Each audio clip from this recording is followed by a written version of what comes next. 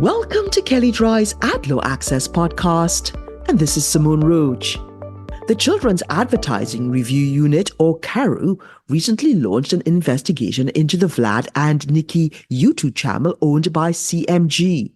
The channel is described as a global preschool phenomenon and highest-rated kids channel on YouTube that stars the imaginative personalities and antics of two kids who are showcased in non-stop fun and crazy adventures. Change a few nouns and that sentence could describe AdLaw access. One difference, though, is that we don't feature sponsored content. CARU reviewed several types of videos on the Vlad and Nikki YouTube channel and had concerns over whether the videos adequately disclose the presence of ads or sponsored content.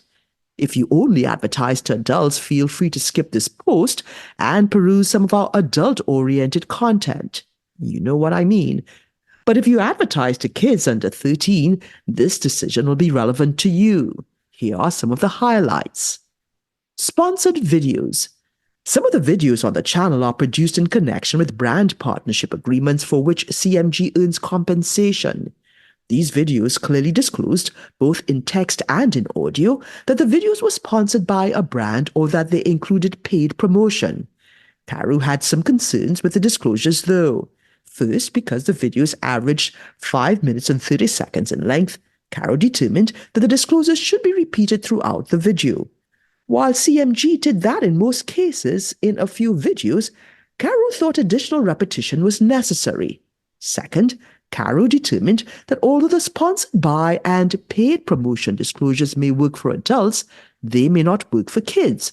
Instead, CARU recommended that CMG use language that kids in the target audience are more likely to understand. For example, this is an advertisement for XXX. We were paid by XXX to make this video, or thank you XXX for paying me to make this video.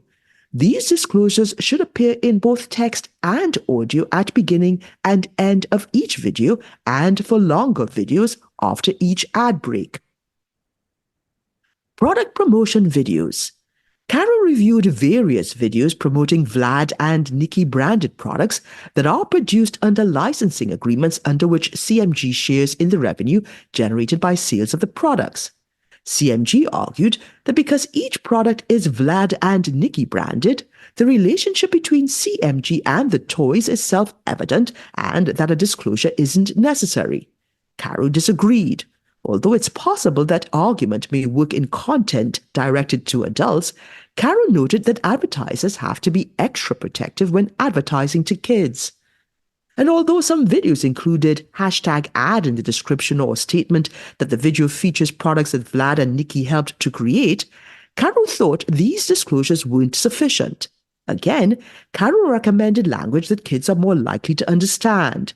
For example, CARU recommended that CMG add a clear and conspicuous disclosure, such as, "This is an ad for our Vlad and Nikki toy," or "We are selling this Vlad and Nikki toy," when Vlad and Nikki are shown playing with or holding up the toys with the Vlad and Nikki logo prominently in focus.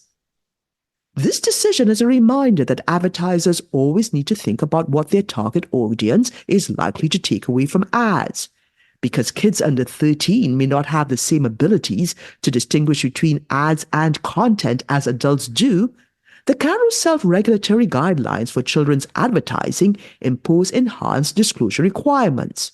While many of these requirements would likely be seen as excessive when advertising to adults, CARU and likely the FTC will see them as necessary when advertising to kids. And if you'd like more information on what you've heard on this topic, please contact Gonzalo Mon, and you can find his contact details in the show notes. And also, please see our Advertising and Privacy Law Resource Center available at KelleyDrye.com.